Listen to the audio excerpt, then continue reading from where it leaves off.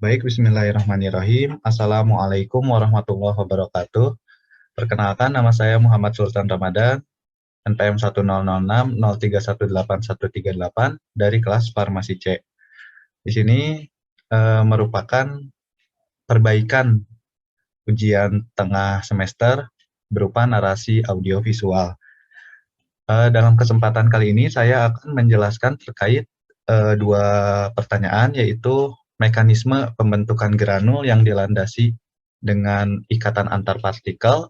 Kemudian yang kedua berupa formulasi dari sediaan tablet dengan menggunakan metode granulasi kering. Berikut perhitungan dan penimbangannya. Yang pertama, kita bahas terlebih dahulu mulai dari mekanisme pembentukan granul. Jadi untuk mekanisme pembentukan granul sendiri, ada yang difasilitasi dengan ikatan antar partikel, di mana ikatan antar partikel ini terdiri dari 4 ikatan antar partikel. Yang pertama dengan jembatan cair, kemudian jembatan padat, kemudian yang ketiga ada gaya tarik-menarik antar partikel, dan yang terakhir yaitu mechanical interlocking. Nah, mekanisme ikatan antar partikel sendiri ini akan terbentuk granul karena granul sendiri seperti yang kita tahu merupakan suatu penggabungan dari partikel-partikel serbuk. Ketika suatu partikel berupa zat aktif farmasi, pengikat, penghancur, dan bahan tambahan lain berada dalam satu sistem, maka akan melakukan suatu interaksi. Yang pertama yaitu interaksi partikel yang difasilitasi oleh jembatan cair. Jadi pada ikatan partikel ini dia memerlukan bantuan berupa jembatan cair, perlu dimakcomblangi istilahnya. Nah, di mana jembatan cair ini merupakan suatu pembasah. Jadi ini tuh hanya dilakukan dalam metode granulasi dengan basah. Granulasi basah. Granulasi basah sendiri dalam proses pembuatannya ini ada yang dengan cara basah maupun cara kering. Kalau cara basah itu dengan membuat adonan larutan pengikat, sedangkan cara kering itu seperti membuat bala-bala. Jadi dimasukkan dulu bahan-bahan yang lain, kemudian ditambahkan pelarutnya, pelarut pengikat hingga akhirnya terbentuk suatu larutan pengikat seperti itu. Kemudian untuk proses penambahan pembasah ini ada pendular, funikular, kemudian kapilari, droplet, dan pseudo droplet. Seperti bisa dilihat pada PPT, di mana untuk kondisi yang paling baik yang diharapkan itu yaitu kapilari. Mengapa demikian? Karena kapilari ini dia mempunyai sudut-sudut mati sehingga bisa membentuk granul karena ada kumpulan inti granul yang saling menempel membentuk granul. Kondisi kapilari ini kondisi terbaik karena dia mempunyai efek yang tarik-menarik antar partikel lain sehingga terbentuk granul. Akan tetapi kondisi ini masih bisa ditoleransi hingga bentuk droplet. Akan tetapi yang lebih diinginkan yaitu yang kapilari.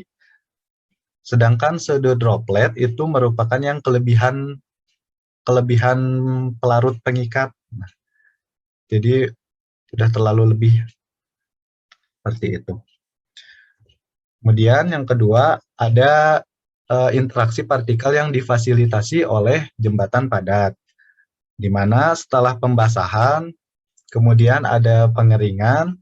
Nah, jadi yang di metode granulasi yang menggunakan interaksi partikel dengan jembatan padat ini merupakan granulasi kering.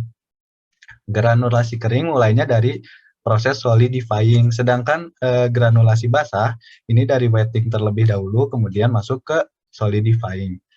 Nah, pada interaksi partikel ini, air atau berupa pelarut pengikatnya atau larutan pengikatnya dikeringkan terlebih dahulu, sehingga yang tersisa hanya komponen lain yang nantinya akan membentuk jembatan padat. Nah, dalam metode granulasi kering, pengikat ini akan meleleh karena adanya panas internal akibat tekanan mekanis yang tinggi berupa gesekan dengan mesin tablet. Sehingga lelehan yang tadi akan menjadi jembatan padat. Akan tetapi, walaupun di sini menggunakan pengeringan, kadar air yang dihasilkan harus berada di rentang 2-3%.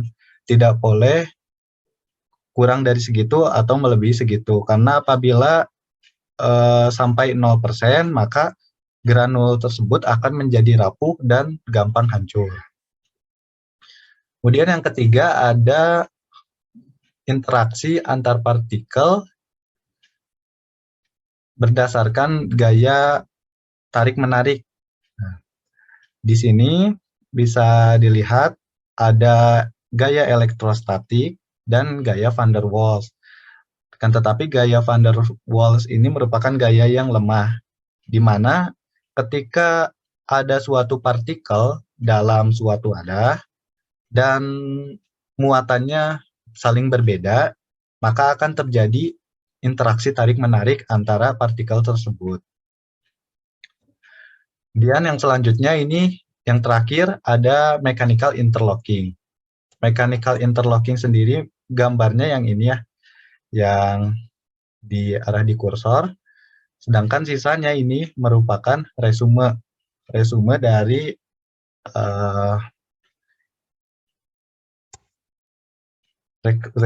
yang sebelumnya.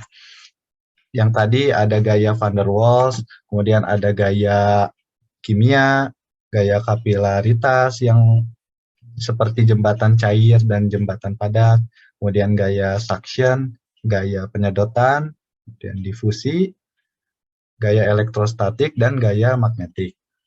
Fokus kita kali ini hanya membahas terkait mechanical interlocking, di mana metode pembuatan tablet yang menggunakan interaksi mechanical interlocking ini yaitu kempa langsung dan granulasi kering, seperti lock and key pada enzim. Analoginya mudahnya seperti candi yang tersusun dari batu-batu yang saling mengunci. Jadi bentuknya itu ada lubang dan dudukannya itu pas sehingga saling mengunci dan tidak akan bergerak kemana-mana. Nah, sama halnya dalam pembuatan tablet, dalam kempa langsung dan granulasi kering, terutama dalam kempa langsung kan tidak ada bahan pengikat, sehingga hanya mengandalkan dari kompresi mesin, pengompresan saja.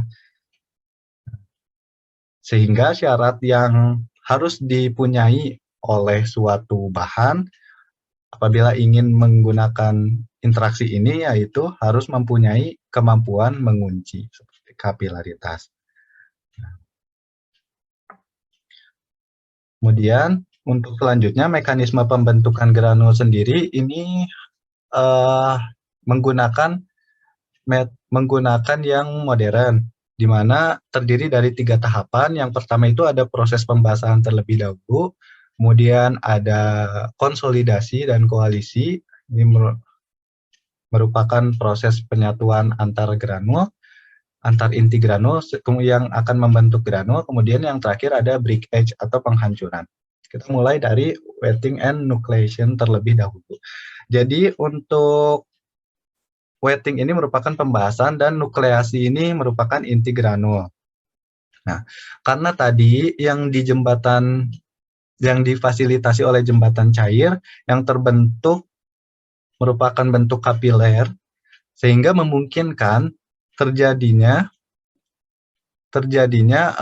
ketika dibasahi oleh suatu pelarut atau larutan pengikat, maka memungkinkan terbentuknya inti granul